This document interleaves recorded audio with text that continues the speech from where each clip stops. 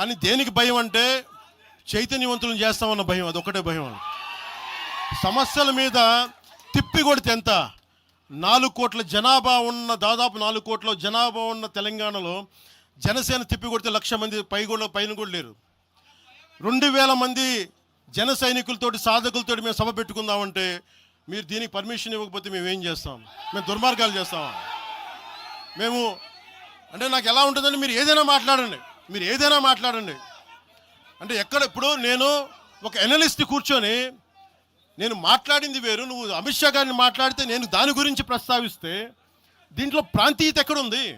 దీంట్లో తెలంగాణ నేను ఎప్పుడు అవమానం చేశాను? దీంట్లో కులాలు ఎక్కడ వచ్చినాయి? మీరు తీసుకొచ్చి మీరు తిడతా ఉంటే అంటే నాకు మాకు హక్కు కూడా లేదా?